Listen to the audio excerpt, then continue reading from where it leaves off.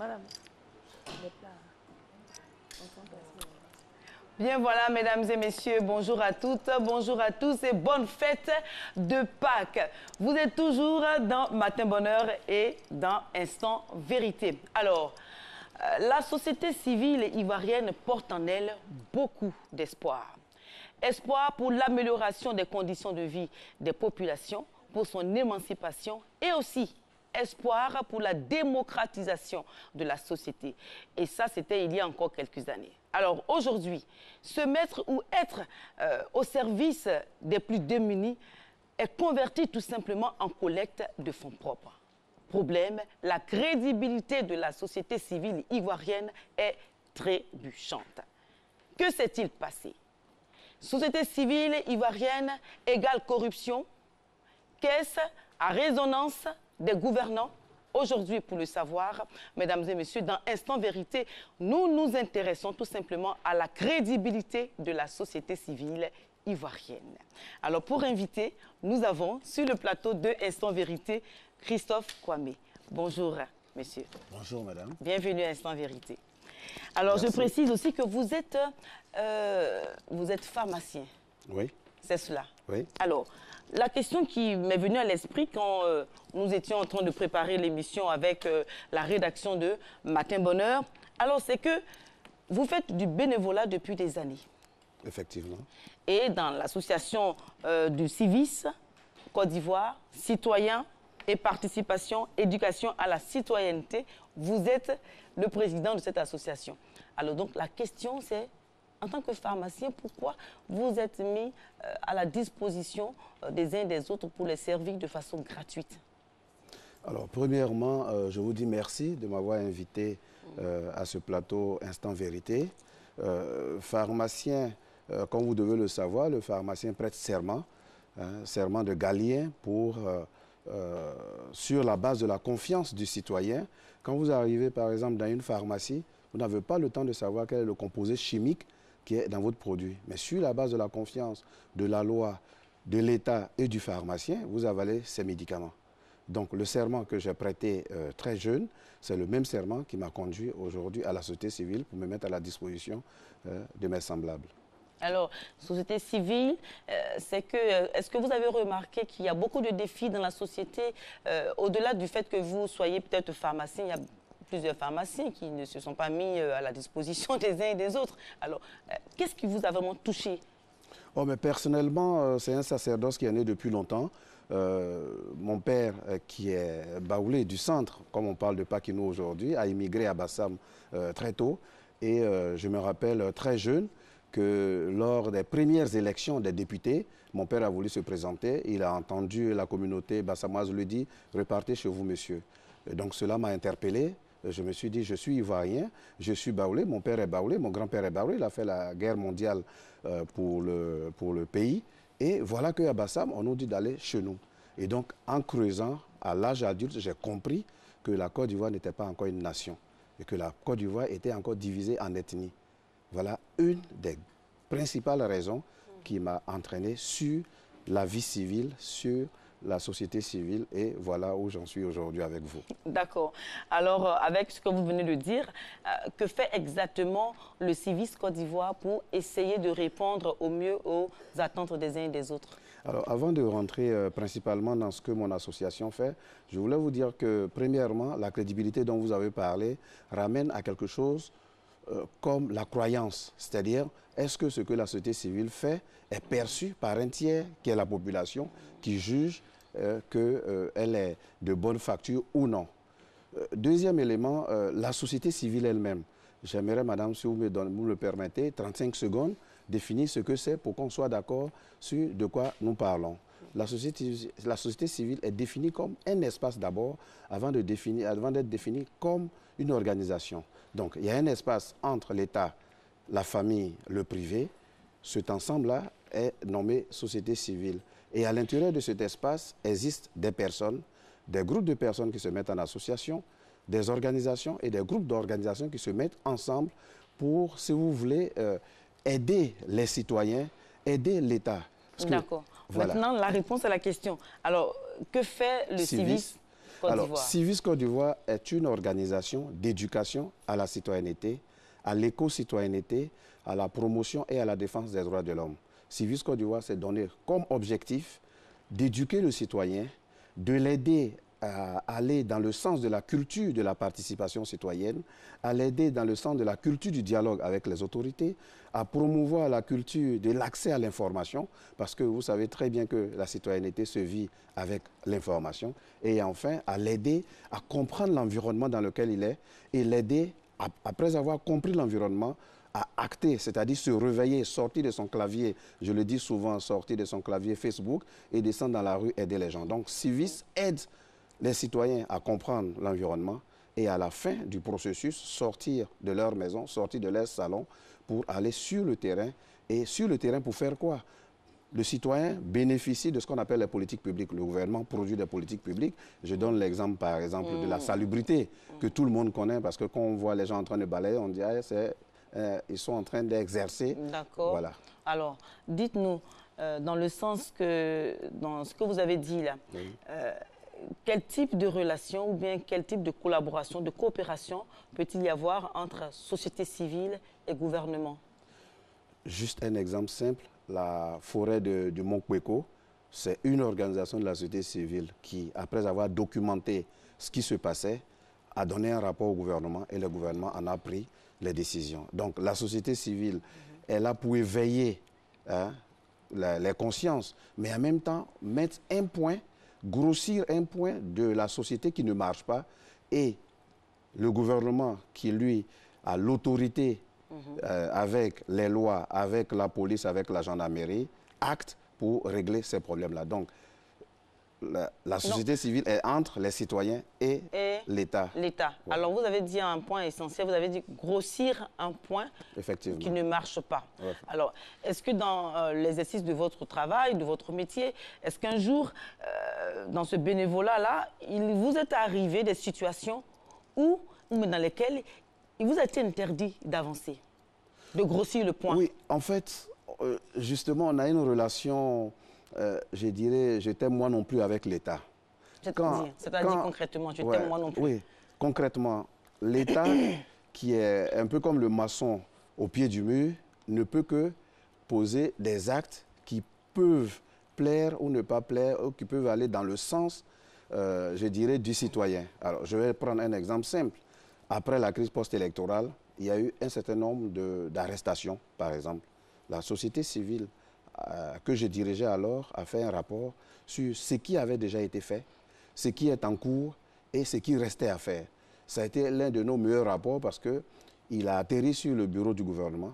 Le gouvernement en a pris conscience et a organisé, je dirais, ce qui devait être fait, c'est-à-dire certaines personnes, vous avez suivi que certaines personnes ont été libérées tous les 31 de chaque année, tous les mois de décembre, certains prisonniers ont été libérés, par exemple. Donc ça, c'est le bon côté. Maintenant, le mauvais côté, ou je dirais le côté où je t'aime moi non plus, c'est exprimé, c'est au niveau de la dette, par exemple. L'État de Côte d'Ivoire dit la CEDEAO, l'UEMOA permet de s'endetter jusqu'à 70%, mais nous, on dit, est-ce que ce n'est pas mieux de s'endetter à 3%, par exemple, comme en Europe? Simplement, voilà, pourquoi c'est ce qui fait que la société civile menace, c'est cela. Pourquoi la société civile menace? Non, si là, donc, il y a une collaboration qui peut être dans le sens de l'accompagnement de l'action gouvernementale, ou encore de montrer du doigt certaines situations qui ne marchent pas. Alors, donc, pourquoi la société civile menace? Alors, ce que je voudrais ajouter pour que vous compreniez bien, c'est que ce n'est pas parce que le gouvernement sort une loi qui est très bonne que la loi doit être exécutée correctement jusqu'aux citoyens. Donc, le gouvernement, le président de la République sort une loi, par exemple, on ne doit pas téléphoner au volant, mais est-ce que le gouvernement peut mettre un gendarme ou un policier derrière chaque citoyen? Non. Donc, l'idée de la société civile, c'est entre le chef jusqu'aux citoyens. Vous comprenez?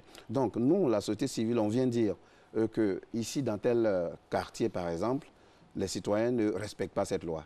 Mais dites-vous, madame, que le ministre a laisser pouvoir, par exemple, au commissaire ou au chef du district. Donc, quand nous, on envoie un rapport au ministre pour dire les gens dans ce quartier ne respectent pas la loi de ne pas téléphoner, mais il y a quelqu'un entre le ministre et nous qui va être appelé par le ministre pour dire « Monsieur, vous n'avez pas fait votre travail ». Donc, vous comprenez que, autrement dit, c'est parce que dans vos rangs ou Oui. même dans les rangs de la société, il y a des personnes qui se font passer pour des intermédiaires entre les autorités et la société civile. Non, pas dans ce sens-là. Non, pas dans ce sens-là, oui. Alors, mais en même temps, ce qu'on a remarqué avec la société civile en Côte d'Ivoire, c'est qu'on ne voit pas souvent le groupe en tant que société civile.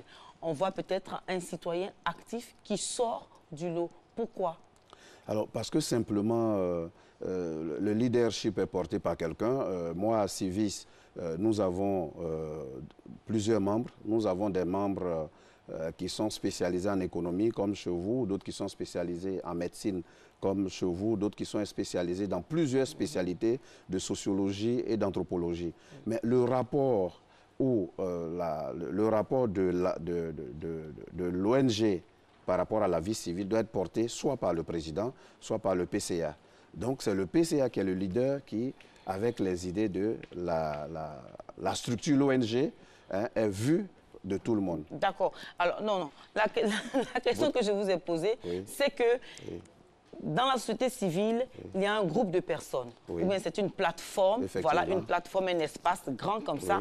Voilà, sur cet espace-là, travaillent plusieurs personnes pour répondre aux préoccupations des uns et des autres, pour voir quelques points qui faillent et puis bon, pouvoir les arranger, voilà, les régler. Alors, ça dit que, en fait, le problème c'est quoi? C'est que la société civile est d'un côté et le citoyen actif qui devient activiste est de notre côté. Et ça, c'est votre cas. Nous avons fait des recherches sur vous. C'est-à-dire que vous êtes peu désireux de vous inscrire dans les institutions. Et pourquoi? La société civile est à côté, vous êtes à côté. Non, en fait, je pense que c'est une affaire de perception. C'est une affaire de perception. Le 15 janvier, au CERAP, pas loin d'ici, toute la société civile ivoirienne a signé un document et c'est une première, il faut le révéler. Ce que vous êtes en train de dire par rapport à ma personne ou par rapport à d'autres leaders qu'on sent sur la scène est dû au fait que la prise de parole est libre, en fait. La prise de parole est libre. Et souvent, dans ce cadre-là, c'est le leadership de la personne qui accepte. Aujourd'hui, nous sommes lundi de Pâques. Ils sont très peu de personnes qui n'ont pas voyagé en dehors de leur lieu et qui se mettent à la disposition. Je suis là, j'aurais dû être ou j'aurais pu être au village. Donc pour moi, tout tourne autour de la définition de la société civile.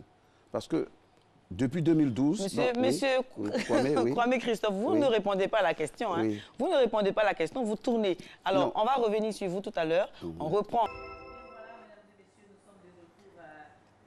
En vérité, vous êtes toujours dans Matin Bonheur. Alors, nous sommes toujours avec M. Christophe Kwame. Il est le président du Civis Côte d'Ivoire, Citoyen et Participation, Éducation à la Citoyenneté. C'est cela. Merci. Alors, M. Kwame, nous parlions tout à l'heure d'un point assez essentiel. C'est que dans la société civile, il y a le groupe, il y a l'espace, il y a un individu ou encore une personne, un leader qui sort du lot, qui devient résistant. Du coup, on ne voit plus les actions de la société civile, c'est lui qu'on voit. Oui. Oui. Pourquoi? Je disais tout à l'heure que c'est le leadership personnel qui permet aux uns et aux autres de porter le sacerdoce plus que d'autres. Mais le leadership personnel, ce n'est pas tellement son leadership personnel qu'on veut voir. C'est de développer la société avec les membres d'un espace bien donné qui est la société civile ou bien une organisation qui est peut-être une ONG, je vais dire une association caritative et tout cela, mais ce n'est pas forcément qu'il y ait une seule personne à la tête. Oui, mais en fait... Ça biaise un peu le débat, ça biaise un peu le travail de la société civile. Non, en fait, moi, en tant que personne, je ne porte sur moi que Civis Côte d'Ivoire. C'est-à-dire, tous les actes que je pose, aujourd'hui, je suis en train de discuter avec vous. J'ai eu une réunion hier avec mon vice-président, avec mon secrétaire général, pour regarder un peu par rapport à cette émission ce que nous allons porter. Donc, en tant qu'individu, je ne porte que Civis Côte d'Ivoire. D'accord. Alors, est-ce que, en tant qu'individu, quand vous portez Civis Côte d'Ivoire, ce n'est pas pour qu'on vous voit? Ce n'est pas pour qu'on voit les activités de Civis Côte d'Ivoire. C'est pour qu'on vous voit, vous seulement qu'on voit. On ne voit pas votre association, on ne voit pas ce que vous faites sur le terrain. Mais si, il y a pas mal de rapports que Civis Côte d'Ivoire a signés de ma mère, malheureusement, parce que, malheureusement ou heureusement, je suis toujours le président. Donc, tous les rapports que nous faisons, que je signe, toutes les prises de parole que je fais sont surveillées. J'étais ici il y a quelques jours, toutes les émissions que j'ai faites, c'était au nom des Civis et l'équipe des Civis m'interroge sur des écarts que je puisse avoir dans le cadre de cette ONG. D'accord. On va aborder un autre point, un point assez essentiel, le financement de la société civile. Alors, comment la société civile se finance-t-elle? Comment les organisations arrivent à avoir des financements? Comment cela se fait-il? Alors, il y a deux types de financements principaux. Le premier type, c'est les partenaires techniques et financiers qu'on appelle les PTF, qui régulièrement font des appels à propositions, l'Union européenne, l'ambassade de France, l'USAID, le PNUD. Ils font des appels à propositions, tout le monde soumissionne et on retient ceux-là. Le deuxième type de financement, c'est les financements où vous apportez le sujet. C'est-à-dire que vous avez des fondations comme Friedrich Ebert, Friedrich Naumann, vous avez une idée, vous avez, en tant qu'association bien sûr, vous leur proposez, si l'idée va dans le sens de ce qu'ils ont comme thématique qu'ils traitent, parce que les uns et les autres traitent soit de la gouvernance, soit de la corruption, soit de l'éducation, en fonction de ça, ces fondations-là vous financent ou pas. Le dernier type de financement qui n'a pas encore eu lieu en Côte d'Ivoire, c'est le financement en tant qu'organisation d'utilité publique et donc c'est le gouvernement qui devait financer ces organisations de la société civile. Cela n'a pas encore été le cas en Côte d'Ivoire. Alors, dans ce cas-là, j'ai deux questions à vous poser. La première question, les Ivoiriens disent que les gens se mettent ensemble pour former une ONG tout simplement parce qu'ils veulent aujourd'hui de l'argent. Autrement dit, qu'est-ce que vous en pensez? Quel est votre commentaire là-dessus? C'est la première question. C'est une perception, donc chacun est libre. Vous savez qu'en démocratie, c'est... Est-ce que c'est vrai ou faux? Je pense que c'est faux. Vous pensez que c'est faux? Oui. Nous avons les preuves selon lesquelles il y a des personnes qui créent plusieurs sociétés, plusieurs organisations, écrans, hein, plusieurs organisations, ne serait-ce que pour avoir de l'argent de la part des bailleurs de fonds.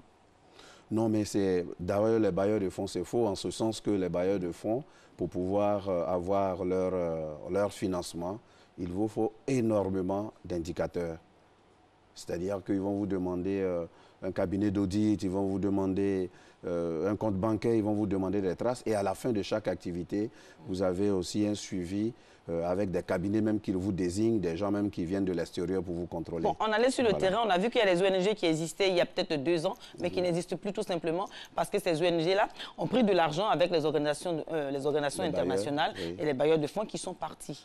Ben, écoutez, le milieu des ONG, le milieu de la société civile ressemble à ne pas s'y méprendre à la société tout court. Je pense que comme la société tout court, il y a des meilleures ONG, il y a de bonnes ONG et il y a des filous parmi nous sûrement. D'accord. Voilà. Alors, l'autre question, c'est que vous avez dit que le financement de la société civile peut venir du gouvernement. Oui. Alors, si donc c'est le gouvernement qui doit financer la société civile, est-ce que cela ne peut pas fausser son indépendance? Il y a eu ce débat en 1990 lors du changement d'étape de la démocratisation du multipartisme. Si vous vous rappelez bien, le débat était que est-ce que si le gouvernement finançait les partis politiques de l'opposition, il n'allait pas mettre la main sur ces partis-là. Aujourd'hui, avec du recul à 28 ans, chacun peut faire son expérience. Est-ce que le gouvernement domine l'opposition? Vous n'avez pas répondu à la question. L'opposition, c'est vraiment différent de la société civile. C'est pareil, madame. C'est des organisations constitutionnalisées et la preuve, la société civile vient d'être constitutionnalisée. Est-ce que vous, de façon plus concrète, vous accepteriez les fonds du gouvernement et puis vous pourriez continuer toujours à pointer du doigt les failles de ce gouvernement-là? Nous venons de faire une... Monsieur Kwame, répondez à la question, oui ou non. Oui. Voilà, on va aller plus pressé. Est-ce que vous accepteriez de prendre les fonds du gouvernement et vous pourriez continuer toujours à indexer les actions du gouvernement? En tant qu'association d'utilité publique, nous allons vers cette Est-ce que vous auriez ce courage-là, s'il vous plaît? Oui, mais parce que l'État, c'est nous tous, c'est notre impôt. Votre réponse est très mitigée, on ne sent pas votre réponse. Non, je dis clairement oui, madame. Ah, oui. d'accord. Donc, oui, si c'est oui... Oui, oui et oui. Vous allez continuer, vous allez prendre l'argent du gouvernement et continuer à indexer les failles du gouvernement. Absolument. C'est possible. Absolument. Vous pouvez le faire. Absolument. Ah, d'accord. Absolument. OK. Si vous pouvez le faire, nous, la société civile, en tant que journaliste, en tant que, je vais dire, blogueur ou en tant que, je ne sais pas, activiste ou encore observateur de la société civile, de la société tout court, on vous attend sur le terrain. Merci. On aura, dans d'autres circonstances, le temps vraiment d'en parler amplement. Aujourd'hui, on n'a pas vraiment assez de temps, mais je vous donne rendez-vous pour un autre espace. Juste un mot de fin, s'il vous plaît. Voilà. Oui, allez-y. Juste en 30 secondes, je voulais vous dire que le Sénégal et le Burkina, qui sont les exemples de l'Afrique de l'Ouest, depuis 2012, où il y a eu la révolution de Y'en a marre et tout, les leaders de la société civile, un parmi eux est ministre au Sénégal aujourd'hui, et un parmi eux est le président d'une institution étatique.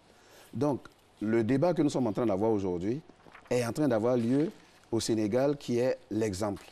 Donc, je pense que l'évolution nous permettra que les organisations deviennent des organisations d'utilité publique et alors, à ce moment-là, pourront être financées par le gouvernement et continueront de faire leur travail comme des organisations d'utilité publique. On espère qu'en Côte d'Ivoire, vous allez emprunter le chemin du Sénégal pour que la société civile ivoirienne ne soit plus corrompue. Voilà, on en est arrivé à cette question, mais depuis, on n'a pas vraiment le temps, s'il vous plaît. Là, le temps est parti.